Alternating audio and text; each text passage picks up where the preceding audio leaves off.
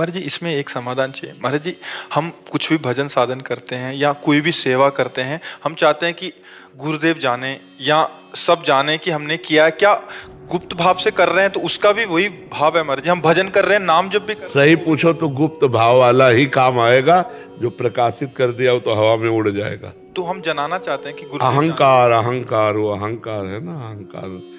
अहंकार चुप नहीं रहने देता। एक स्वप्न में भी कोई अच्छी स्वप्न आ जाए तो माइक से लेकर हजारों के बीच में कहना चाहेंगे कि हमें अच्छा स्वप्न आया था, हम ऐसा ऐसा। ये अहंकार चैन नहीं लेने देता।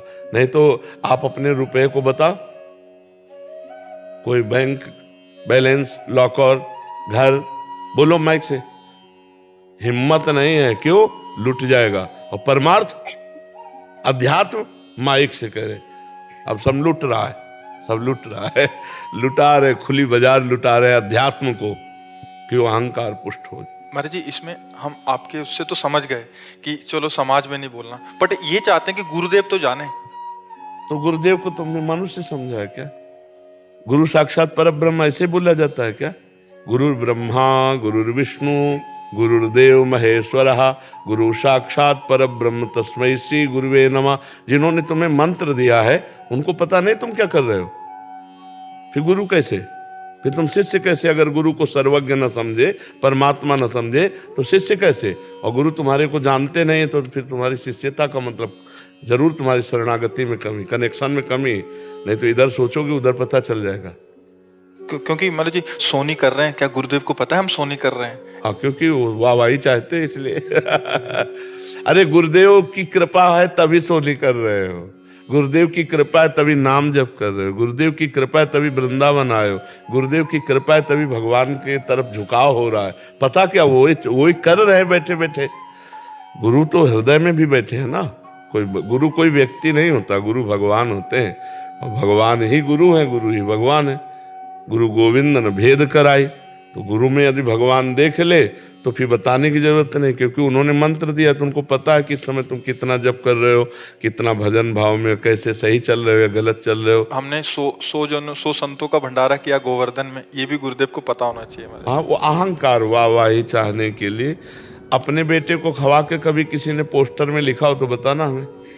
पोस्टर में छपवाया हो अपने बच्चे को बढ़िया खवा। अगर अपने बच्चे को पवा रहा हो, आप नज़र भी ठीक से देखना चाहो ना तो माँ को भय लग जाएगा कि कहीं नज़र न लगा दे।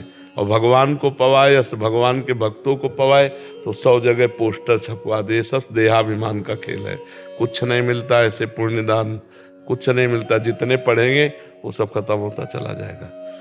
संतों को पवा के कोई जान न पावे, तुम पत्तल दोना फेंक के उनकी जूठन पाओ। अगर कोई पूछे अपने संत से मेरे में सामर्थ्य कहाँ है इतनी, हम तो खुद भिक्षुक है भगवान का, मतलब ऐसी गोलमोल कर दे कि कोई जान नहीं पावे, अपना निकल जाए। यहाँ तो पोस्टर छपवाए जाते हैं कि 100 ब्राह्मण 100 साधु, ये सब अहंकार की पुष्टता का खेल है। इसीलिए शुद्ध भक्ति में चलना कठिन है। महाराज जी इनका फल क्या होना चाहिए? ऐसी सेवाओं का फल, हम संसार की सेवा कर रहे हैं, संतों की सेवा कर रहे हैं, गुरु घर की सेवा कर रहे हैं, इसका फल क्या मांगे? मतलब अगर आप नहीं मांगते हैं तो इसका फल सीधा भगवत प्राप्ति है, कुछ मांगने की जरूरत नहीं। और अगर आप मांगते हैं तो आप कितना मांग सकते हैं? एक गरीब आदमी सम्राट के पास पहुंचा, बादशाह के पास। बादशाह ने कहा आज तुम जो मांग लोगे तुम्हें दे देंगे। गणित लगाए, कहा 1 साल का भैंस का भूसा और 1 साल के हम लोगों की रोटी और हम सबके कपड़े। बादशाह ने कहा तुम किससे मांग रहे हो? चक्रवर्ती सम्राट बादशाह से मांग। बोले हुजूर इससे ज्यादा मांगने की हमारी ताकत ही नहीं है। समझ रहे? हम भूसा ही मांग सकते हैं, हम अपने शरीर की बात ये नहीं कह सकते कि हुजूर आजीवन भर की व्यवस्था कर दो। ऐसा भी तो हो सकता है ना। तो एक गांव का गांव दे सकता है, चक्रवर्ती सम्राट है। तो हमें मांगना भी नहीं आता तो हम क्या करें? मांगना भी भगवान के ऊपर छोड़ दे कि हमें पता नहीं कि क्या हम मांगे, तो आप ही दे दो जो आपको अच्छा लगे। तो वो जब देंगे तो शुद्ध ज्ञान, शुद्ध भक्ति, शुद्ध प्रेम देंगे। तो हमें लगता है भगवान के ऊपर छोड़ दे। और एक खान पान विभाग व्यवस्था, ये तो भजन करने वालों के ब्याज में होती है। मूल तो बैंक में जमा होता है, मूल में बट्टा नहीं लगता, ब्याज में ये सब होता है। यश वैभव कीर्ति नमस्कार प्रणाम ये सब ब्याज में हो रहा है। अरे भजन कोई छोटी मोटी चीज़ है, पर लोग ये भजन भी छुपाना नहीं जानते। ये भजन जितना छुपेगा उतना बढ़ेगा और जितना छपेगा उतने नष्ट हो जाएगा। ये बात समझो। अगर आप किसी को चुपचाप ऐसे कोई जान न पावे 1000 रुपया दो, फिर आपके अंदर देखो एक वो होगा अहम, यार ये किसी से तो कहे। तो बोले सुनो, वृंदावन गए थे, कहा जाता गुप्त दान करो, हमने चुपचाप मुट्ठी में दिया, और ये बात 50 को बताएगा और कह रहा है गुप्त दान दिया, और फिर क्या कहेगा? देखो, कहना नहीं किसी से। अब यही बात 50 को कहेगा और कहेगा हमने गुप्त दान दिया। अब ये है मूर्खता कि गुप्त को स्वयं प्रकाशित कर रहा है। अपने जो पुण्य बल है, पुण्य बल और पाप दोनों कहने से क्षीण हो जाते हैं, पाप भी क्षीण हो जाते हैं।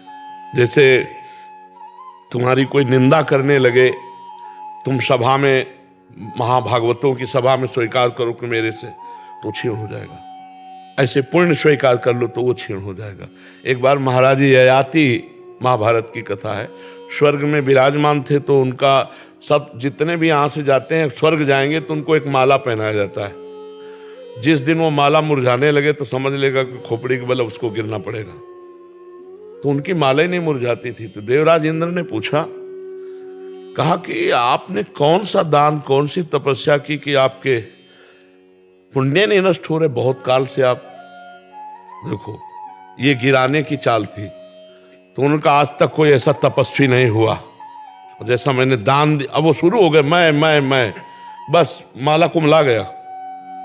सोई कहा, जाओ सर के बल नीचे गिरो, तुम्हारे सारे पुण्य खत्म हो गए। क्यों? क्योंकि तुमने ऐसा कह दिया। आज तक कोई ऐसा तपस्वी नहीं हुआ, सब तपस्वियों की मर्यादा को नष्ट कर दिया। और तुमने कहा ऐसा दानी नहीं हो, तो बड़े बड़े दानियों के तुम्हारा सारा सुकृत मुंह से कहने के कारण नष्ट हो गया।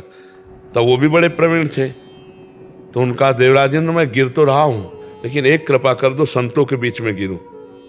तो उनका तथास्तु।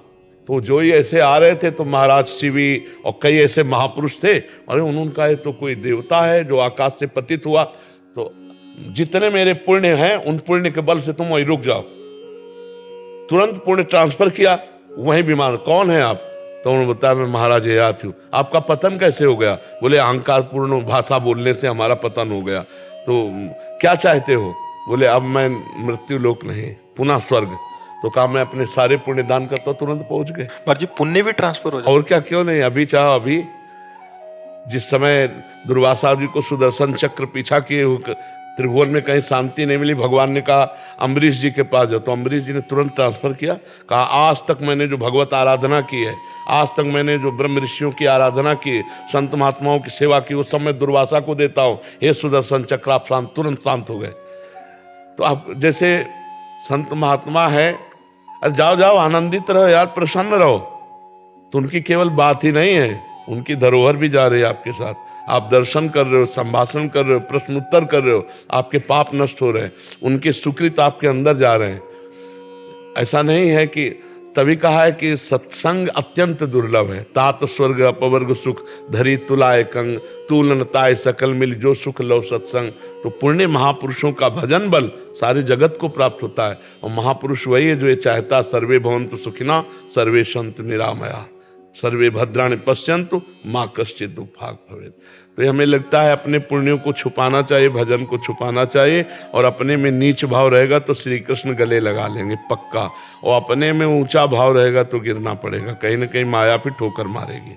जी।